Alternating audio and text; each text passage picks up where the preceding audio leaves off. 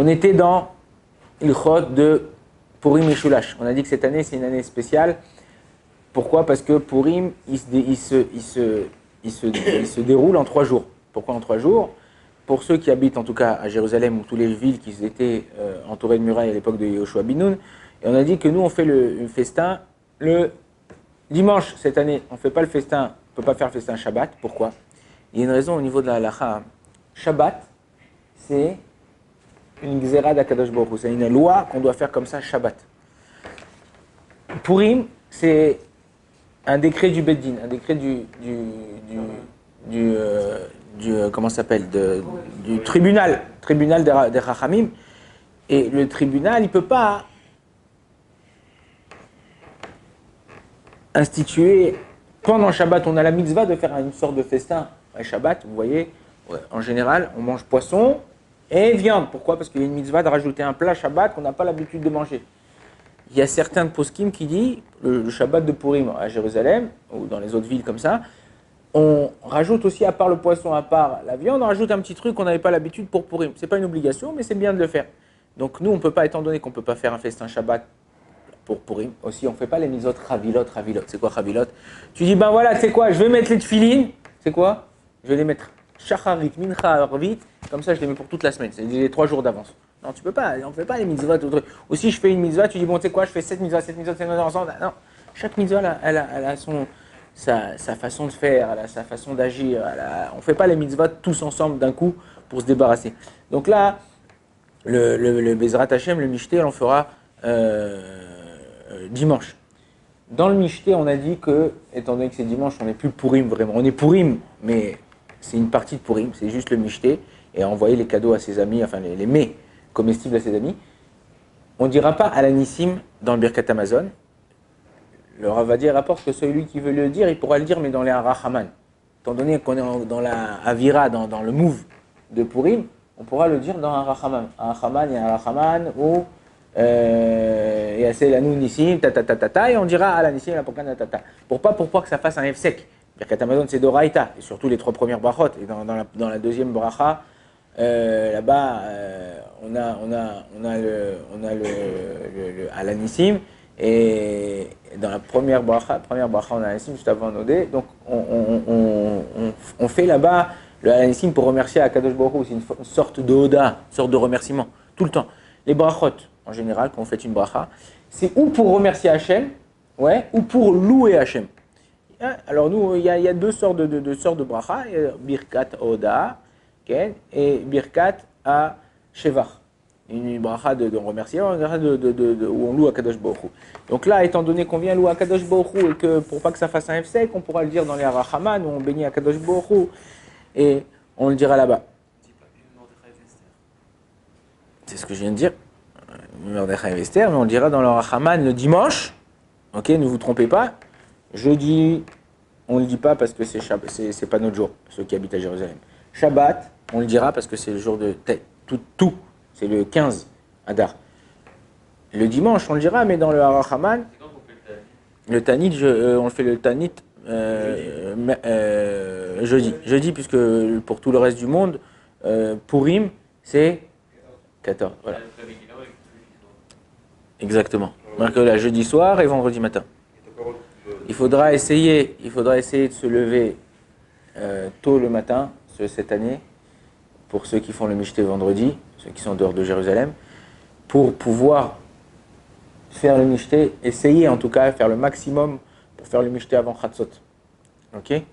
Pourquoi? Parce qu'on rentre dans Shabbat. Et Shabbat, on doit rentrer, on doit manger, lire votre Shabbat Kodesh. Encore une fois, il faut faire attention de ne pas rentrer. Moi, je me rappelle, il y a une année, j'étais en dehors de Jérusalem et j'avais fait le Mishté vendredi. Et on avait, en général, on traîne dans le Mishté. Ben, j'étais pas bien parce que on avait bien mangé, on avait bien bu, tout ça, on avait fait Arvit. Après, on avait mangé la voie de Shabbat, mais c'était un peu difficile. Donc, il faut, Chacham Enav Berosho, le Chacham, il doit être intelligent, il doit savoir ce qu'il fait, tout le temps, dans tout ce que vous faites. Avant de faire la chose, essayez de réfléchir. Souvent même, Shabbat, on arrive, on a tellement fatigué, on a tellement pas mangé le vendredi, on a couru à droite à gauche, on arrive, on se déchire avec les salades, les pains, les machins, les trucs et tout. On arrive, on ouvre la ceinture et tout, Alors, faut faire attention. Fixe-toi, moi, ce que je fais maintenant, Blineder, Bezrat Hashem, quand je fais le motzi, je me prends un morceau de pain, ok, un bon morceau de pain, et je dis voilà, ça c'est le morceau de pain que je mange. Voilà, j'ai pris un morceau de pain de cette grandeur, je le mets de côté, c'est ce morceau de pain que je mange. Je ne prends pas encore du pain. Donc je mange les salades avec ce pain-là. Une fois que j'ai terminé les salades, hop, c'est fini. Une fois que j'ai terminé ce pain, j'ai terminé. J'attends que ma femme apporte le poisson, ou qu'après on mange la viande, pour pas trop exagérer. Parce qu'après, bon, on est fatigué, on n'est pas bien, on a mal au ventre, le dimanche on est à la panime. Donc pour essayer de... Shabbat aussi, Onek Shabbat, Shabbat, il y a deux rachetés votes. Shena be Shabbat Tanouk. Dormir Shabbat, c'est un kiff. Ok. Et aussi, Shinoun be Shabbat, étudier pendant Shabbat, ça doit être un kiff aussi. Donc si on mange trop, on va dormir. Et il y a des gens qui croient que le Shabbat, c'est comment ça s'appelle c'est l'hibernation. Ils s'hibernent, tac, ils rentrent au lit vendredi soir, ils se lèvent samedi soir, tac, ils ont passé tout leur Shabbat. Non. Shabbat, il faut kiffer, faire kiffer nous, notre corps, et faire kiffer Akadosh Baruch Hu. Ok, on a dit le dimanche, pour ceux qui habitent à Jérusalem, on envoie 2 manotes. Enfin, 2 manas, 2 mais un ami. La mitzvah, elle est accomplie comme ça. Alors, ça, c'est quelque chose d'important, je vous le dis. En général, t'envoies ton pote, t'envoies ta mère, t'envoies ton père, t'envoies truc, machin, tout. La mitzvah, c'est pas ça. L'écart de la mitzvah, c'est pas ça. L'écart de la mitzvah, c'est pour approcher les gens. Si tu donnes à un mec que de toute façon, c'est ton pote, ouais. Bon, alors ok, tu t'as donné, vous avez l'habitude même dans l'année de vous faire des petits cadeaux, des petits trucs, machin. Mais si tu donnes à quelqu'un, tu sais qu'avec lui, c'est pas, ou tu sais que c'est quelqu'un qui reçoit de personne. C'est une femme qui est toute seule. Alors une femme avec une femme, c'est important, ça aussi. Est-ce qu'on peut envoyer une femme à un homme et une femme, ou une femme à un homme? Non. Alors, les hommes, ils envoient aux hommes, les femmes, ils envoient aux femmes. Tu sais qu'un mec, il est tout seul, un vieux monsieur qui habite à Perpète, qui n'a pas de communauté, qui n'a rien. Ou par exemple, un mec avec qui tu es disputé. Un mec avec qui ça va pas trop, ou quelqu'un avec qui c'est pas bien. Donc, envoie. Il faut rapprocher. Ok, rapprocher les cœurs, rapprocher les âmes, rapprocher les neshamot. Qu'on soit ensemble, qu'on montre qu'on est unis. On est un peu, ah, il m'a fait une crasse, ouais, celui-là, même pas dans les rêves, je le regarde, même pas dans les rêves, je lui parle. Non, vas-y. Kol ha-ma'avir al midotav, ma'avirim lo al kol peshav. Toute personne qui baisse la tête, ça veut dire quoi? Qui, bon, c'est pas, il m'a fait une crasse, c'est pas grave, tu sais quoi? Mais Tachem a Etazot, ça c'est d'Akadosh Baruch Hu. Pourquoi lui? C'est lui qui m'a fait la crasse. Qui c'est qui est? Si je crois à un Kadosh Baruch Hu, si je sais que tout ce qui m'arrive en bien, la bracha, les machins, c'est lui, quand il m'arrivera quelque chose en mal, ça veut dire que c'est lui aussi qui n'a pas voulu que ça m'arrive. Ou que ça m'arrive de cette façon-là. Donc c'est lui. Donc lui, c'est juste un pion qui m'a fait cette chose-là. Je ne dois pas lui en vouloir. Tac, vas-y. Mishloach Mano, tiens mon frère, vas-y, c'est pas grave, vas-y. Bon. Mais il y a des gens aussi, Chazvé Shalom, qui sont mauvais, dans le fond. Tu peux leur 10 fois venir vers eux, 10 fois leur faire du bien, 10 fois, dès qu'ils peuvent te faire des crasses. Alors ça, ces gens-là, il faut s'éloigner. Pas de disputer avec eux, mais s'éloigner, pas avoir de rapport avec eux. Mais essayer de faire le maximum de bon autour de soi. Ok, quelqu'un, Chazvé Shalom, Chazvé Khalila. Quelqu'un, Chazvé Shalom, qui est endeuillé. Quelqu'un qui a perdu proche. Alors, il y a certaines fêtes qui font sauter le deuil. Ok. Il y a certaines fêtes qu'on continue à faire le deuil. Même un endeuillé, il a la mitzvah de faire le michté. Surtout quand il y a des gens autour de lui, il a de la famille, en général, il n'est pas tout seul. Il n'est pas toute sa famille. Lui, il est endeuillé, sa femme, ses enfants, ils sont pas endeuillés. Alors quoi? Alors tu vas mettre toute la famille endeuillée parce que toi, tu es endeuillé? Non. Tu fais le michté avec eux, tu fais quelque chose, tu as le droit.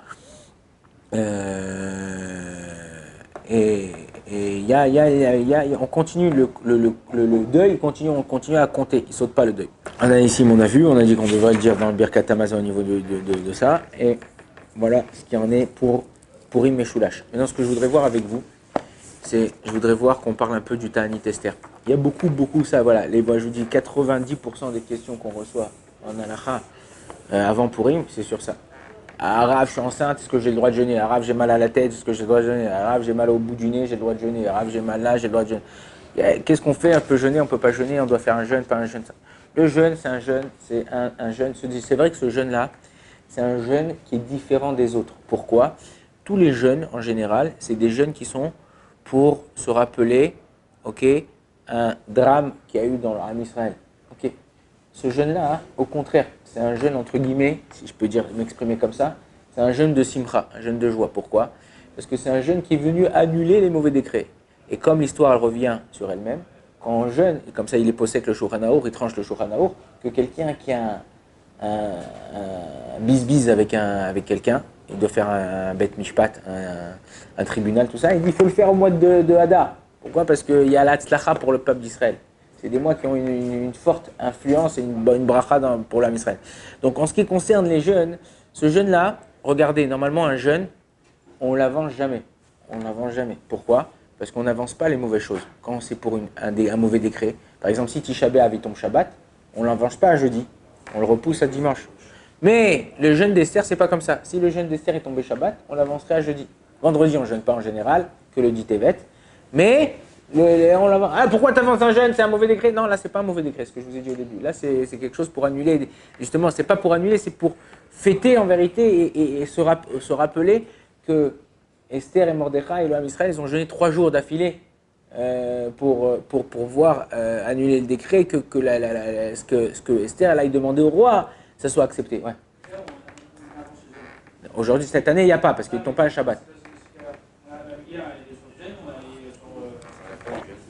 Non, parce que non, il n'y a pas besoin de ni l'un ni l'autre. Dans ces cas-là, si tu as avancé le jeûne, c'est pas la date, on n'est pas le 13, on sort pas le 14. Ça sera le 13, 12, 11, on jeûnera le 11. Le Mishté, il sera le dimanche pour tous, et le lundi pour ceux de Jérusalem. Le jeûne sera quand? Non, cette année, le jeûne, il sera jeudi. Mais dans un cas où le jeûne, il tombe Shabbat, c'est le seul jeûne où qu'on avance et qu'on ne recule pas. Ok, on va rentrer un peu dans les cas pratiques des gens qui doivent jeûner ou pas jeûner. Ok, une femme qui est enceinte à partir du 3e mois, ok, elle n'est pas obligée de jeûner. Ok, elle n'est pas obligée de jeûner. Une femme aussi, même si elle n'est pas au 3e mois, mais elle a des problèmes souvent. Certaines femmes, ils ont des problèmes de vomissement, ils ont des nausées, ils ne sentent pas bien. Même si elle n'est pas encore arrivée au 3e mois, ces femmes-là aussi, elles seront exemptées du jeûne. Quelqu'un qui ne se sent pas bien, il a mal à la tête, très mal à la tête, il se connaît. Alors, il y a des gens qui ont mal à la tête, ils vont s'allonger 1 heure, ils vont se réveiller, ils vont être refaits, même s'ils jeûnent. Il y a des gens j'ai connu des gens qui sont migraineux et que des fois, s'ils jeûnent, la migraine en mangeant à la fin du jeûne, ils sont obligés de rester 3 jours au lit. Ces gens-là, c'est possible que ce jeûne-là, ils ne seront pas obligés de jeûner. Cette année-là, il y a le corona. Les rabbinim, ils ont dit que quelqu'un qui a les symptômes du corona, okay, pas qui est malade, qui était positif, okay, et des gens, ils sont positifs, ils pètent la forme encore plus que des gens qui sont en pleine forme toute l'année. Okay. Il y a des gens, non, ils ont le corona. Moi, quand j'ai eu le corona, j'étais pendant 3 semaines au lit, je pouvais presque pas bouger. Me lever, faire ma prière. Je faisais ma prière tous les matins, Baruch Hashem. J'ai pas raté un jour, mais en faisant ma prière, on dirait qu'après, j'avais fait le 100 mètres. J'étais fatigué, j'en pouvais plus, j'allais dormir encore 4 heures. Tellement que j'étais pas bien, j'avais de la fièvre. Les gens qui ont des symptômes du corona, même s'ils n'ont pas tous les symptômes, ils ont de la fièvre, ils n'ont pas de goût, pas d'odorat, certains symptômes, ils ne feront pas le jeûne. Pourquoi? Parce qu'en jeûnant, c'est marlich le gouffre. En jeûnant, on affaiblit le corps. Donc affaiblir le corps, tu n'es pas en situation de le faire. Donc il faudra faire attention de ne pas jeûner. Une femme qui est dans les 24 mois de son accouchement et qui est faible, ou qu'elle allaite encore. Si elle allaite encore, si elle est faible, ok, elle sent que vraiment elle a une faiblesse. La Gemara a dit qu'une femme qui accouche, tous ses membres, ils se déconnectent un peu. Parce que accoucher, c'est très très très difficile. Je ne sais pas si vous avez eu l'appendicite, vous avez eu mal au ventre. C'est rien à côté d'une femme qui accouche. Si un homme il devait subir la souffrance d'une femme qui accouche, je sais pas s'il s'en remettrait. La femme, c'est à tel point que la Gemara elle dit que la femme après qu'elle accouche, elle apporte un korban khatat. Alors là, il pose la question les chachamim, pourquoi elle apporte un korban khatat? Pourquoi elle est obligée d'apporter un korban d'expiation? Elle dit parce que tellement qu'elle a mal au moment où elle accouche, elle jure de ne plus retomber enceinte. Alors pour expier ça, ou même si elle ne le jure pas mais elle le pense, des fois elle dit c'est la dernière fois. Et ben alors à l'époque du Beth Amikdash, on faisait ça. Donc une femme donc, qui est dans les 24 mois, qui ne se sent pas bien, pas seulement qui est dans les 24 mois, mais qui ne se sent pas bien, qu'elle sent qu'elle a une faiblesse, tout ça, elle ne jeûnera pas. Quelqu'un qui est, lo alenu, lo alechem, quelqu'un qui a une femme qui a avorté dans les 30 jours de l'avortement, ok, elle ne jeûnera pas non plus. Ok, c'est comme un accouchement, c'est une sorte d'accouchement, 30 jours. Une femme par exemple, une femme aussi pendant 30 jours après l'accouchement, même si elle se sent bien mais elle n'allait pas, elle ne jeûnera pas. Et elle n'a pas le droit d'être mahmir sur elle-même. Les Chachamim ils disent, ah non mais ça va Arav, ça fait 3 semaines, je suis bien. Non, non, t'es bien, t'es pas bien, ça fait t'es dans les 30 jours.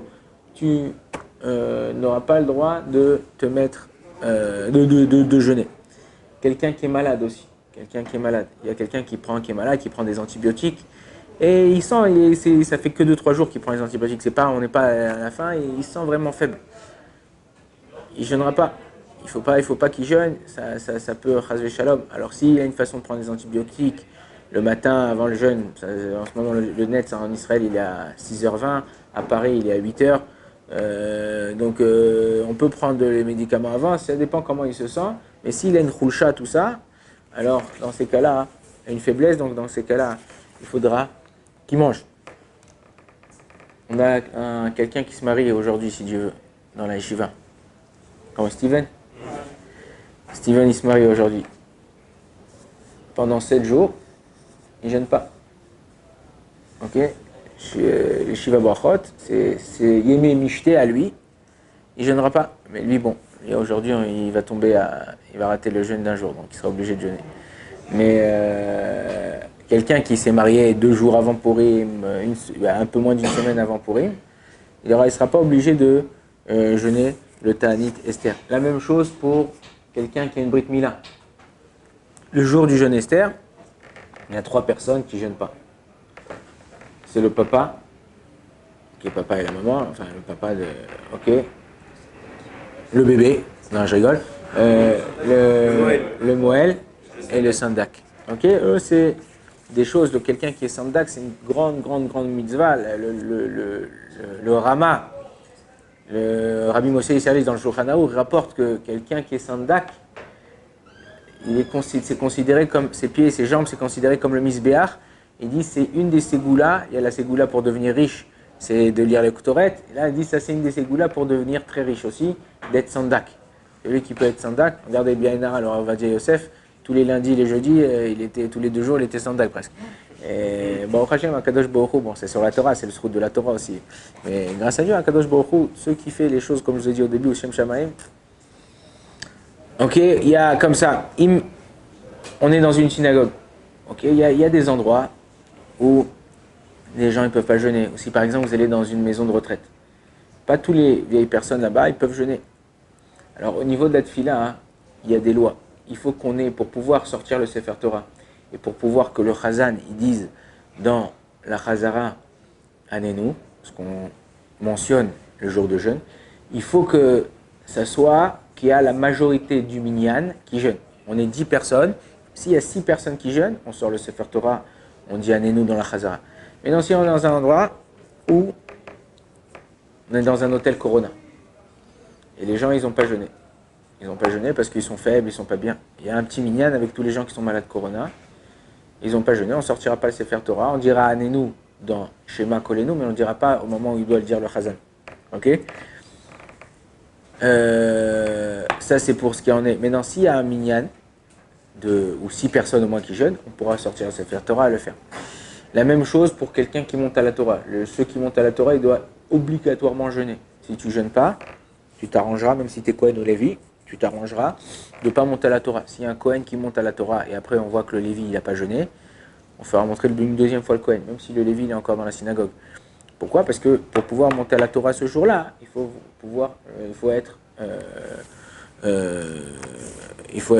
jeûner. Le Shabbat de Purim, ok. En général, vous, ça va être ce Shabbat, là, le Shabbat qui arrive, Shabbat de Zachor. On lit, juste avant de sortir la Torah, un piyut qui a été écrit par Rabbi Yehuda Halevi. C'est un tzaddik, un chacham du XIe siècle. Et il a écrit un chant sur justement toute l'histoire comme ça de Esther. Mi el kamocha. Mi kamocha, c'est ça. Mi kamocha ve'en kamocha. Pas mi el kamocha, mi kamocha ve'en kamocha. On le lit, ça prend un peu de temps, mais c'est sympa si vous faites attention aux mots, vous allez voir qu'on passe doucement, doucement sur toute l'histoire de Purim. Et ce qui est joli là-bas, c'est qu'il a fait par le Aleph Bet. Aleph, Bet, Gimel, Dalet, Eva, Zain. Et on raconte là-bas une petite anecdote que lui, c'était un Talmid Chacham Atsum. C'était le grand de la génération. Et il avait une fille et elle avait du mal elle voulait pas. Chaque garçon que son père lui présentait, non, je veux pas, non, il est comme ça, non, il est comme ça, non, ta. Un jour, son père, il en a eu marre. Il a dit, la première personne qui viendra me poser une question, qui rentrera à la maison, qui passera le seuil de la porte, ce sera lui ton khatan, que tu veuilles ou que tu veuilles pas. À l'époque, c'était la même époque du Rav Ibn Ezra. Et Ibn Ezra, c'était un chacham aussi, un des grands de la génération, mais c'était un tzaddik caché. Il se montrait pas. Il était très pauvre. Lui, il disait qu'il est né sur un mauvais mazal. À tel point, il disait tellement que tout ce que je touche, même si c'est un lingot d'or, ça devient du charbon. Il dit que quoi? Il a dit, même si un jour je change de travail, il y avait un travail qui marchait, il commençait à travailler dans ça, le travail ne marchait plus. Il a dit, même si je deviens croque-mort, les gens ils arrêteraient de mourir. Donc il avait, bon, et lui il était très très très fort dans plein de domaines de la Torah. Et un jour il s'est retrouvé dans la ville de Rabbi Yehuda Halevi, le jour où il a dit, c'est le premier qui rentre dans la maison, et c'est lui qui est rentré dans la maison. Le Rabbi Yehuda, il a dit, ça sera lui ton khatan. Non, sa mère a dit, regarde comment il est pauvre, il est machin, il savait pas que c'était Ibn Ezra. Il a dit, c'est pas grave. Il dit, mais ça, il connaît pas. Il dit, c'est pas grave, je vais tout lui apprendre, je vais lui enseigner la Torah, ça sera ton khatan, ça y est, stop. Et quand le Rabbi Yehuda Halevi, il écrivait son shir, il s'arrêtait à la lettre Resh. Il avait du mal à formuler, ou comme ça rapporte l'histoire, qu'il avait du mal à formuler. Il cherchait une phrase qui pouvait rentrer bien dans le chant qu'il écrivait. Alors il enseignait à Ibn Ezra, il étudiait avec Ibn Ezra un peu comme ça, et il ne savait pas que c'était un Talmid Chacham. Et Rabbi Yehuda Halevi, il est sorti. Ibn Ezra, il a pris le truc, il a pris son stylo, il lui a écrit en 2 temps 3 mouvements une phrase qui était tip-top pour entrer dans son chant. Quand il est arrivé, le Rabbi Yehuda Halevi, il a vu ça, il a dit, c'est toi qui as écrit ça? Il a dit, mais t'es un gaon. Et après, il a découvert qui c'était vraiment son khatan, qui c'était cette personne-là. Et là, vraiment, il a marié avec sa fille et c'est devenu le khatan de Rabbi Yehuda Halevi. Oh, Adonai Olam, amen, amen.